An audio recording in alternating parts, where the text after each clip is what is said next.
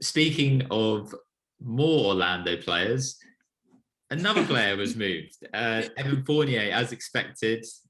The reports came out about him asking for a trade, and he said, "Always like that's false." But everybody knew he was eventually going to get moved. He goes to the Celtics for only 2 second-round picks, so not a lot in return. Initial thoughts on this, guys? So, again, not as much as you return. You would hope, even if it's like a late first-round pick, it's better than 2 second-rounders. 2 second-rounders just seem meh.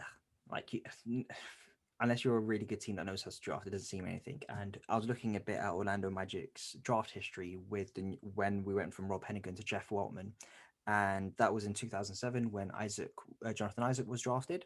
Since then, they've drafted 9 players, and excluding the 2 rookies that are on the team this year, only 2 of them are still on the team.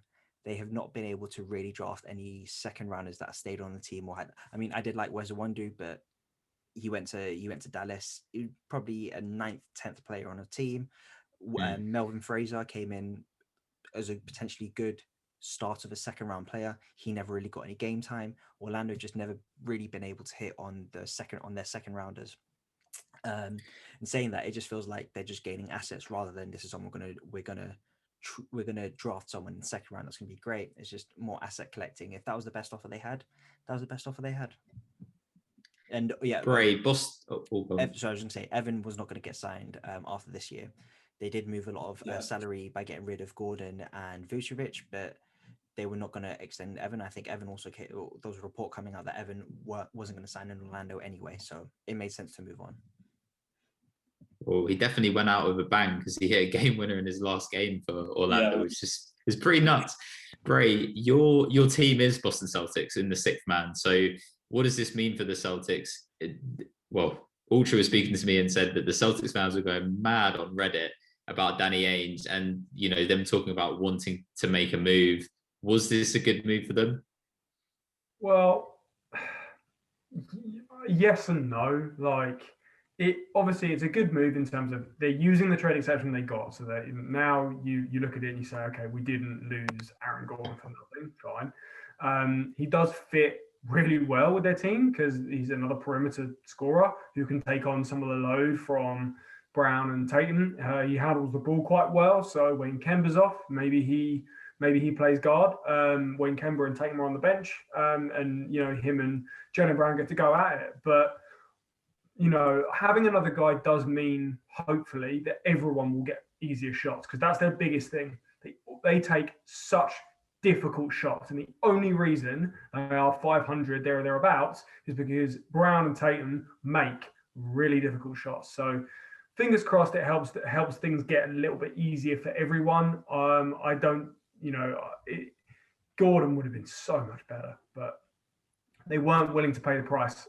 They just weren't willing to do it. Fair enough. Quickly, I want to say something about Evan Fournier's role on Boston because I was trying to think where would he fit into that team, because arguably your 2 starting wings are Jaylen and Tatum. Then does Tatum move to the 4 and does Evan slot in as shooting guard?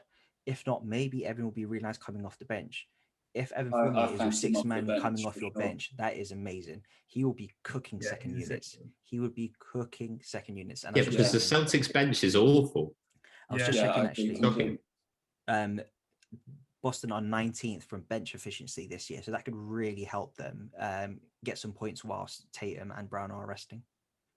Yeah, look to see. Does he do? I don't know if he does any good in the pick and roll, but they've got Tristan Thompson. They'll both be coming off the bench probably. If Robert Williams can get the start.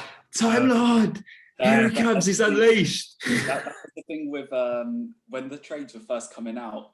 That was what I was saying to Ed. I was saying with us moving Vooch, I really thought we'd make a play for Robert Williams with Gordon. Maybe that was the piece they didn't want to give up. But because of them giving away Tice, it shows that they're committing to him. And I really like him, and I think he should start. He should get so much more minutes than what they're giving him. Now's a chance. You also got to remember that Fournier is not going to finish games. He is a bench guy through and through because they're going to have Kemba. On their team, he will be. Not he is. On their team, he will be. He will come off the bench to shred second units and score points, And when it comes down to the end of the game, he's not going to be on the floor because they've got Kemba, who you're not going to say. I mean, to be honest, there is an argument to say you play him over Kemba. You're not going to play him over Smart. You're not going to play him over Tatum. You're not going to play him over Brown. And they do need a center. So unless you're saying I'd rather close with Evan Fournier at point guard, you're not going to play him at the end of the game. It will probably be Marcus Smart at point guard, and then Fournier would be at the 2. But yeah, potentially because Evan is a better defender than Kemba, so that he could be ahead of Kemba in the closing unit, especially. It's disrespectful to Kemba, but he is a shadow of his former self.